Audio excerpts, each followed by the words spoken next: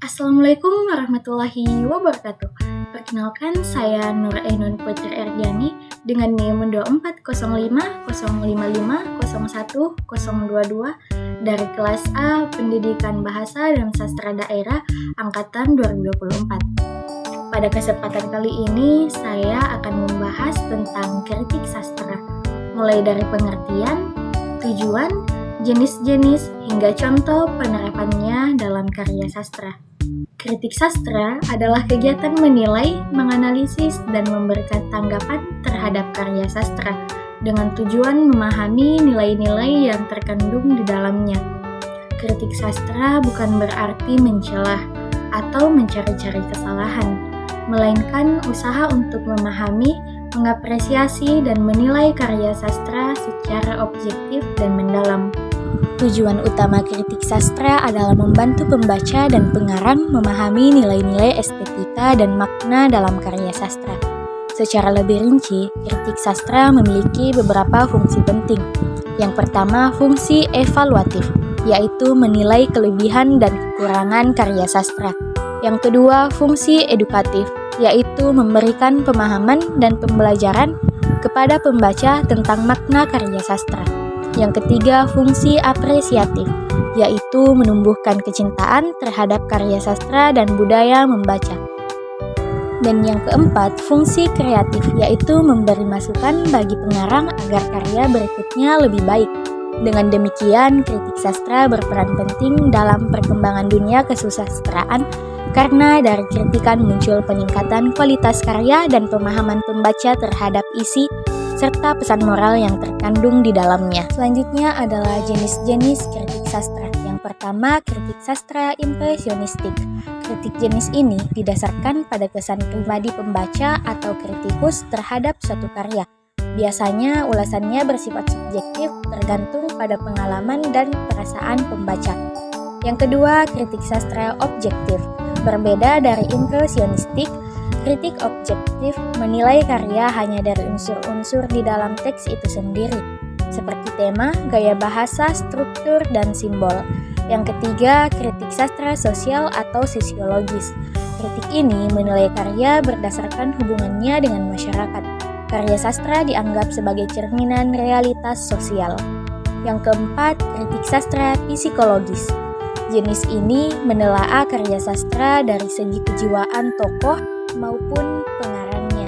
Dan yang terakhir, kritik sastra feminin. Kritik ini berfokus pada isu-isu gender dan perjuangan perempuan dalam karya sastra.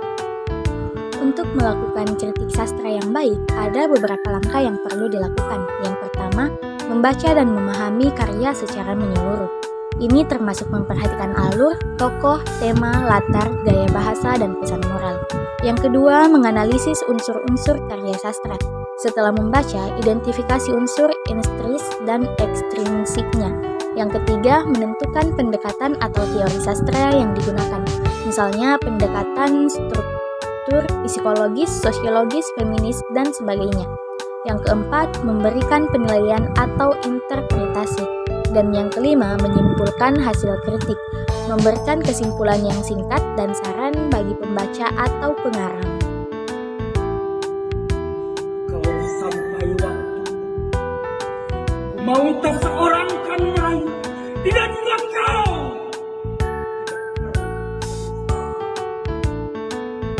Aku ini binatang jalan dari kumpulan yang terbuang, yang peluru menembus kulitku. Menanjang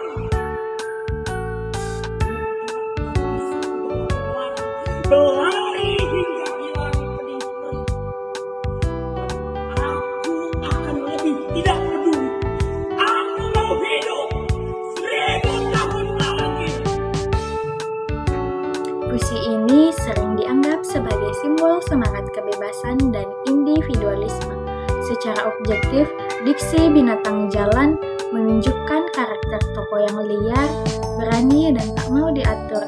Secara sosiologis, puisi ini bisa ditafsirkan sebagai perlawanan terhadap penjajahan dan keterikatan sosial pada masa tersebut.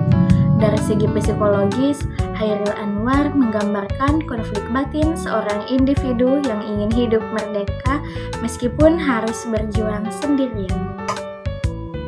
Di zaman sekarang, kritik sastra tidak hanya terbatas pada karya cetak seperti puisi, novel, atau drama, tetapi juga bisa diterapkan pada film, lagu, dan karya digital lainnya yang memiliki unsur naratif dan estetik. Kritik sastra membantu kita lebih bijak dalam menilai karya, bukan hanya dari sisi hiburan, tetapi juga dari pesan moral, sosial, dan kemanusiaan yang disampaikan. Selain itu, di era media sosial, kritik sastra dapat berperan sebagai pendidikan literasi digital, agar masyarakat tidak hanya menikmati karya, tetapi juga memahami maknanya secara teknis. Oleh karena itu, kritik sastra bukan sekedar kegiatan menilai atau mengomentari, tetapi juga sebagai bentuk penghargaan terhadap karya dan kreativitas manusia.